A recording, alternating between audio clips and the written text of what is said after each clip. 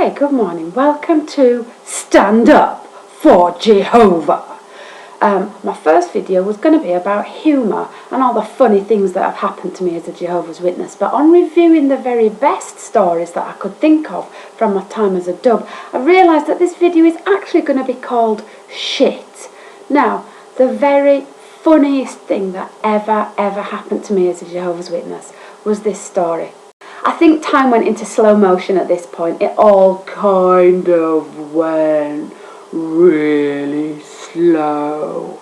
Because what happened as my brother-in-law unfurled the blanket was a small, petrified cat shit rolled out of the blanket and very slowly, probably about 1,000 years, a creative day, rolled across the Kingdom Hall and up the middle of the aisle and slowly came to a stop.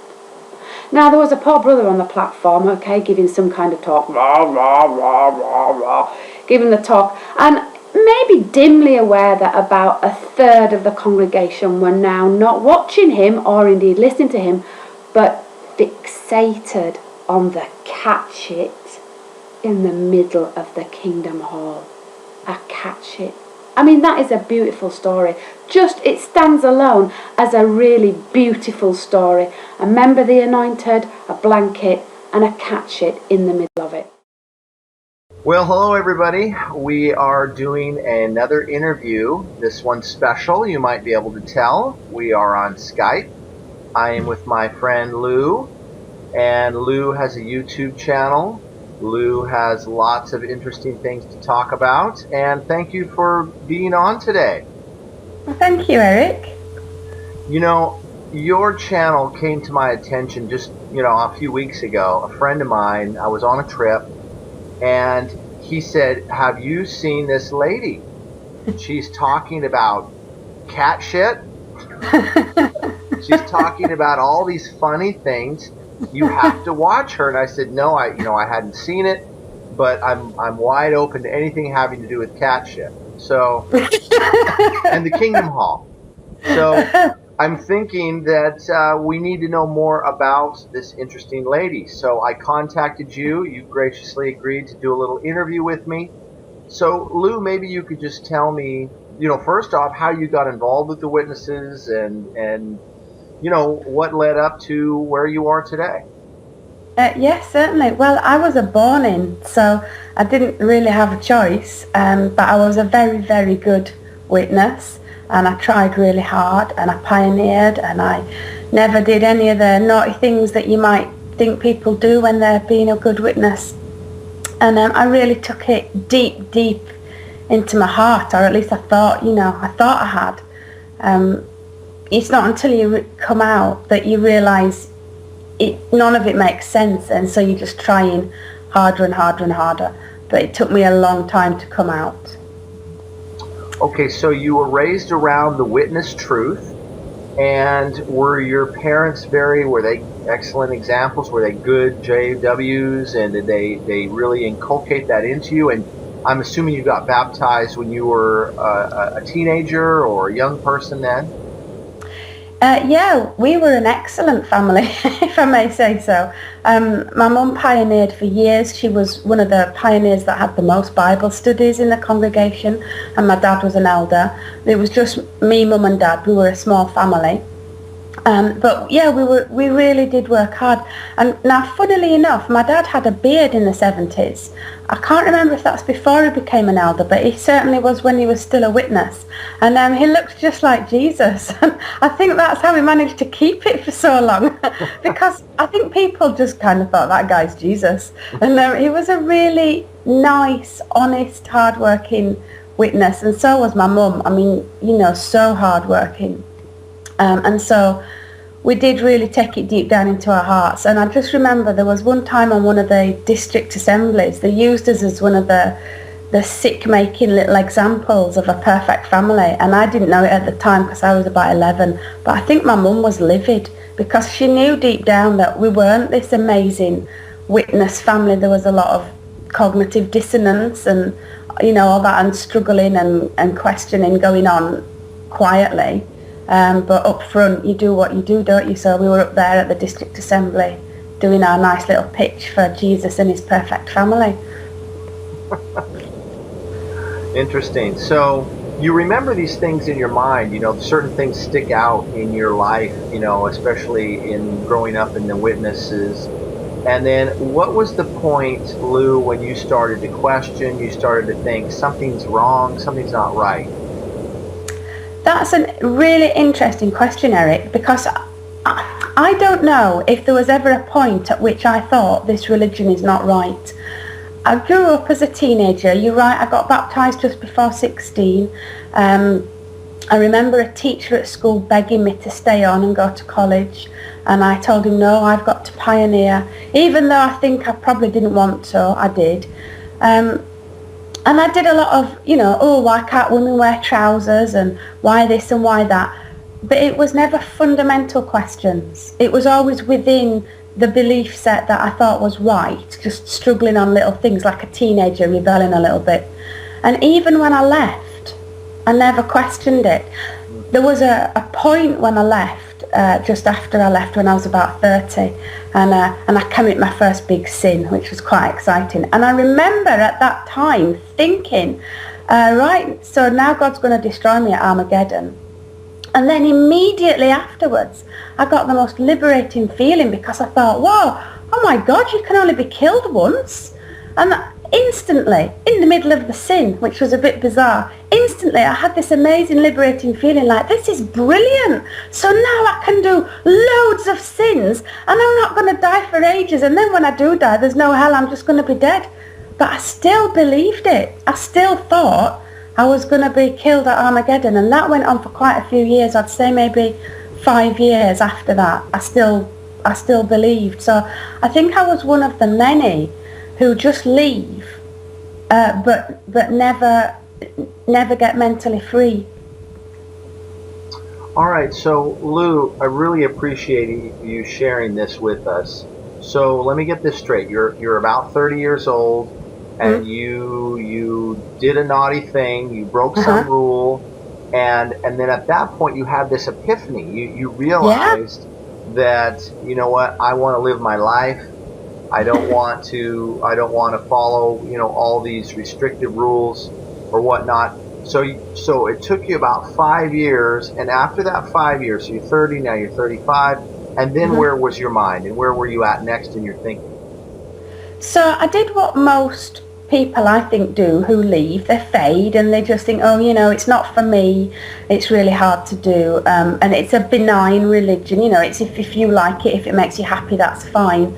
And then my dad, who actually had left before me, recommended Crisis of Conscience, which which starts waking you up, doesn't it? You can't put it down. Within about 48 hours, you realise it's not a benign. It's not like the Church of England, where you just go along and have cups of tea, and if you want to do that, it's okay, and if you don't, it's okay. You start realising this is really nasty shit. And I then recommended that onto my mum, who, unbeknown to me, had been questioning for years and years. And so we're all out, me, mum and dad. But when I read Crisis of Conscience then, I found the JWNet, the discussion board, and I was addicted to it for, I say, a good couple of years. And I did then I found out a lot of stuff from there. But then I put it to bed for a little while. And again, I think I wasn't fully mentally free. I knew everything that Ray had said, and I knew it was bad, not just benign. But I still didn't have any kind of courage to challenge anyone on witness beliefs. If I saw a witness in a supermarket, I'd hide down the bread aisle. I wouldn't, think I'm a confident non-witness now. I've made a choice. I'd feel kind of bad. And I didn't want to ruin their faith. So I'd be really cringing and nice around them. Not that I would never not be nice, because I really love all my Jehovah's Witness friends and family and people that I don't even know. I just feel a huge empathy for them. So I kind of put that research to bed for a little while. And then this year, just before this year, I think, me and Mum, who was now out, started researching again. And since that first time when we read Crisis, there were all these videos like your channel and like Truth for JWs and Snarky Apologist and all those other channels. And we started emailing each other and saying, my God, have you seen this one? And you've got to see this one. And oh my God, you've got to see this one. And we must have spent, I don't know, a good few months every day sending each other stuff. And then we were both mentally free, and we hadn't been before. And as soon as you're mentally free, my God, you realise it, don't you? So I think, of course, there's all the big channels that people know about. There's Mike and Kim and Mark and Cora. But the ones that really did it for me were the Truth for JWs, that guy who used to be a Bethel guy in London. I did a lot of nice Bible research. And Snarky, I've got to say, I loved that man's humour. And that's what led me into my videos. Well, and you know, I'm glad that you're mentioning specific things that helped you, Lou, because what you're doing is, by talking about this and by kind of enumerating what it is, it's going to help other people to realize, okay, I can do the same thing. And they can also realize that they're not the crazy ones. Watchtower's the crazy one, not us, not them. And and it's lovely that you like certain ones, and of course Snarky has a lot of humor, and I've noticed that you're a stand-up comedian. Is that what you do? Is that your day job? Oh boy, I wish it was my day job. It kind of is. I'm a maths teacher, which is basically standing up in front of a class, saying stuff that nobody listens to, laughing at your own jokes, and then going home and wondering if anybody noticed you were in the room at all. So yeah, it's more or less a comedian. Right. But it was watching Snarky that made me think, you know, there's a lot of serious stuff on the internet, but there's a gap in the market for humour. I think sometimes just having a laugh at someone puts them down, makes them small, doesn't it? And having done now what was a phenomenal amount of research with my mum, I just suddenly thought these guys need laughing at.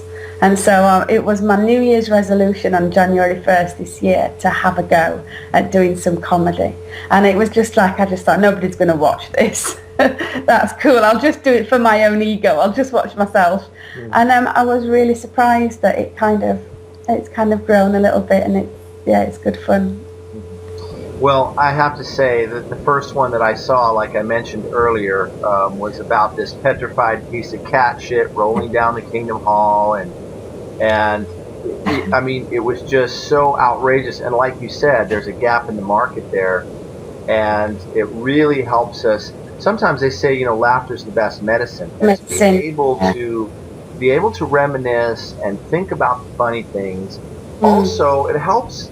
I think it helps us as cult survivors, as Watchtower survivors, to think about, you know what, all the time that we were there, we learned some things, we made some friendships. We didn't waste every single ounce of our time. And there's funny things to reflect back on, and I want you to promote, I really want your channel to get a boost from this. I hope that it does. I hope that you continue to do more videos and kind of get a charge out of it. So tell everybody what the name of your channel is. Thank you, that's really kind. I post as Katie Kitten, and I call them all Stand Up for Jehovah, which I quite like the ambiguity of, because obviously it's stand-up comedy. And I'd like to hope that some Jehovah's Witnesses would accidentally click on one, because it sounds like Stand Up for Jehovah. It sounds really... Okay, I'm glad you brought that out, because I was kind of thinking, okay, this is like a series or something, and that's why she's prefacing it with this. And you get very serious. You go, Stand Up for Jehovah. Yeah. You know what that's like? Over in England, when they used to have the Bible dramas, they always sent a tape of Americans, and so we'd all be up north in Yorkshire with his broad Yorkshire accents, and then the drama would come on, and they always said, Jehovah, and we'd all be looking at each other going, who the hell speaks like this? And then we'd get really mad about it, go, oh, bloody Americans sending us the bloody tapes, and then we'd have to go out on the doors and defend the fact that it wasn't an American religion. Oh, no, it's not American religion, you know, but come to the assembly and listen to these American dramas. I've moved that now, by the way. Now, see, this is a great perspective, Lou, because as an American, I never thought about it. You know, you just assume everybody talks this way, and then when you start to visit and you start to see other parts of the world, you realize there's different ways to do things. And yeah, that's right out of the reasoning book. Are Jehovah's Witnesses an American religion? No, not an American religion. Yeah. No, they just happen to live in New York in really lush properties. Yeah, should say is it a New York religion? It's a New York religion, yeah. Can I plug one other thing that really helped me on Facebook? Oh, please do. It's a talk by Peter Gregerson, who was the chap who gave Ray Franz sanctuary, wasn't he, when he got kicked out. And in the middle of my second awakening with my mum, she sent me this talk, and I listened to them on my phone on the way to work. And is the Watchtower God's only religion? And he said, this is for all those people who've left the Watchtower bodily, but are still not mentally free, are still worrying, what if it's the right religion? And I think, like a lot of other ex-witnesses, I've had those nightmares where I'm out on the doors and I'm thinking, oh my God, I've got to go back because Armageddon's coming soon. And since I did my second tranche of research and listened to this talk, I've never had any of that. It just completely went. Never had the dreams, never had the what if thoughts, never had the feeling of slight niggling that it might still be the truth. It absolutely isn't. You might as well say that The Simpsons is the truth. Do you know what I mean? Although there's more truth in The Simpsons, isn't there? It's just, there's nothing about it whatsoever that's vaguely truth-like at all. But that was a really good talk, I felt. Yeah. No, I've heard that, and I'm glad you mentioned Peter. You know, I made a video not too long ago talking about, people come before us, and then we have our 15 minutes of fame, and then somebody's going to come after us after we're tired of it. I just talked about that. I don't know how long I'm going to do these interviews. I don't know how long I'm going to do my videos, until it's not fun anymore. And exactly, I want to help people, but somebody's going to come along and they're going to pick up the torch and they're going to continue it. So while we're doing it, we're helping people and we're helping ourselves. It can be very therapeutic to come on camera and do it too. Yeah, and actually that's a really good point, because Mark and Cora, who live in England, did a video recently where they're challenging witnesses on the street, and I understand they've come in for a bit of criticism for that, because 5 years ago, I would have gone, oh my God, there's no need for that, is there? There's no need to go around, challenging them and acting like a loony. But now that I am where I am, I think there's a lot of merit in that. Not because other people might want to do the same, but because other people will watch it and think, okay, maybe I wouldn't do that, but I might do this. And it's not just about, I think there's 3 different audiences for what they did there. There's the witnesses that they're currently speaking to, who we know won't listen, because I wouldn't have when I was a witness. There's the other people on the street, the non-witnesses, who have been discouraged from approaching witnesses. So there's some success.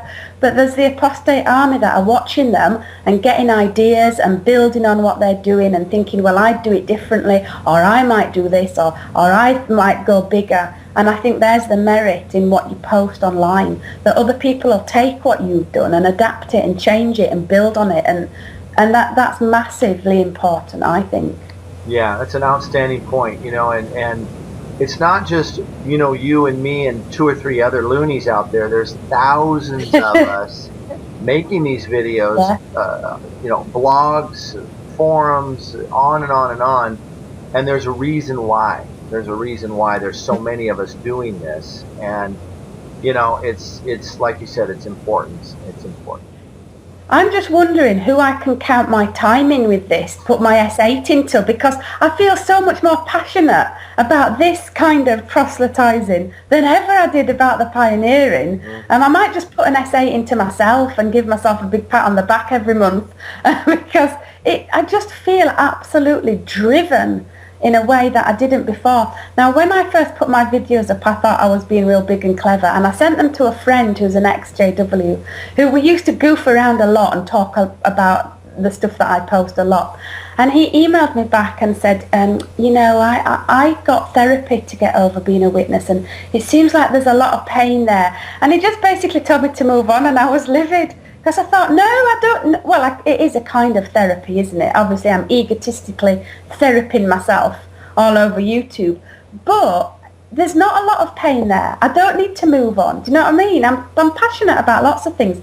I'm passionate about tapestry. And nobody told me to move on from that. Nobody said, you're doing a lot of tapestry. Maybe you need to get therapy and move on. So just because you're passionate about something doesn't mean that you've got to get over it and leave it behind. I am absolutely driven with this. And it's so healthy and positive, and I'm happy. I'm so happy about what I do. I'm not angry at anyone. It's brilliant. I absolutely love this new kind of work that we're doing. And don't you think that Tinternet is going to bring them down?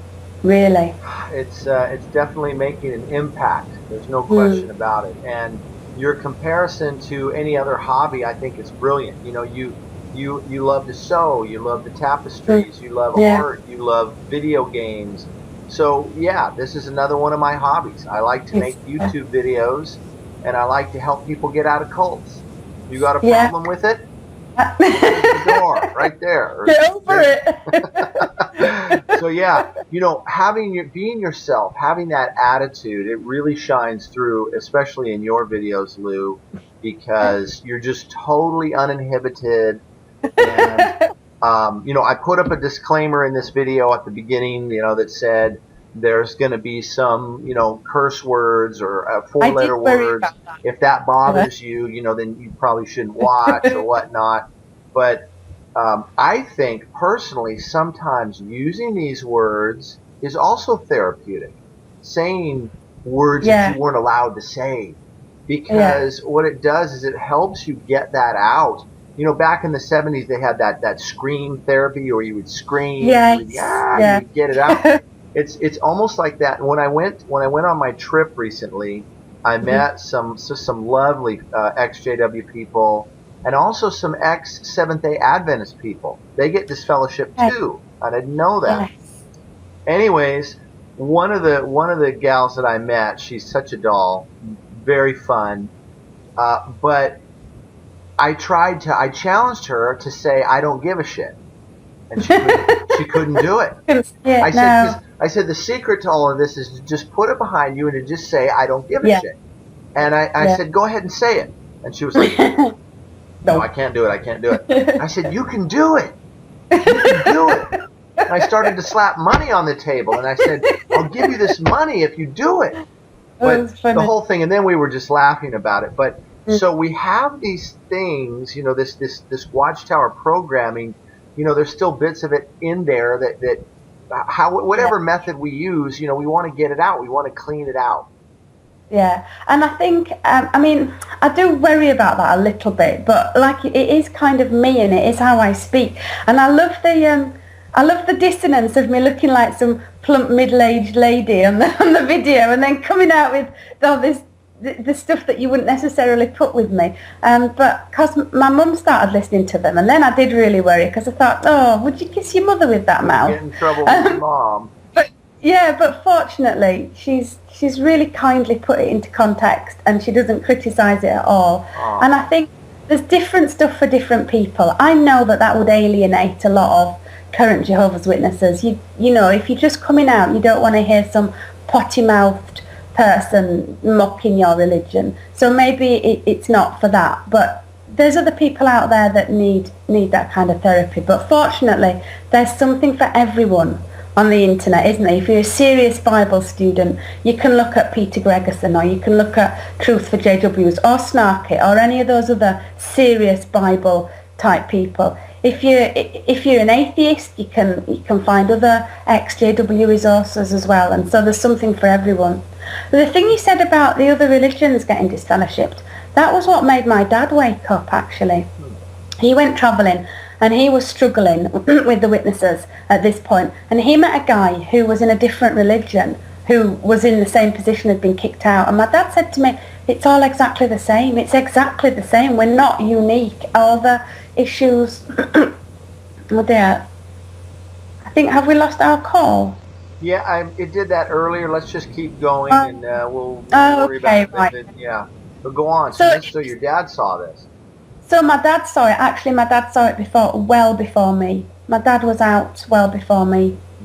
And it took me a while after. And this is awful. One of my videos refers to this. I used to write in these awful sanctimonious letters when I was a witness saying, oh, I suppose you think Armageddon's not coming now, do you? I suppose you think that, the signs of the times and the war and the famine and all that's not happening now. And I think, God, I'm so ashamed of how I was as a witness. But you just do it because you believe it, don't you? Yeah, yeah.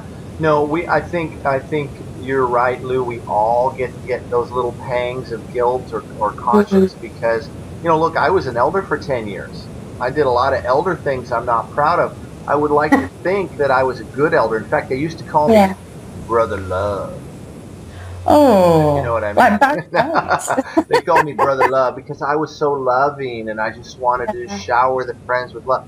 But but I still, I think back and I, disfellowshipping people, and and I've apologized for that. I've repented as best I can. I've tried to reach out to some of those folks that I've been able to get a hold of, and that's all you can do, And you wrote those things to your dad when you were still captive to the concept. That's what Ray Franz wrote. Remember, he said even some of those governing body members, he said they're captive to the concept. It's to some degree, maybe it's not their fault. That's up for debate, but the point is that we move on, and we can improve ourselves. We can get better, and we can, and then we can pay it forward by trying to help other people. Yeah, and that's where I'm at now, and I'm so excited. I just think there's a lot to do, and there's a lot of stuff that can be done, and I think it's exciting. Mm-hmm. It is. Well, Lou, look, I'd really like to thank you for talking with me, and maybe we can have you check in again in the future, and obviously tune in to Katie Kitten to find out what is new and what outrageous thing Miss Katie Kitten is going to say next. Thanks again, Lou, for coming on. Thank you very much, Eric. All right, you take care now. Thank you. That was great. All right. Have a lovely evening. You too. Bye-bye. The order is rapidly fading, for the times they are a-changing.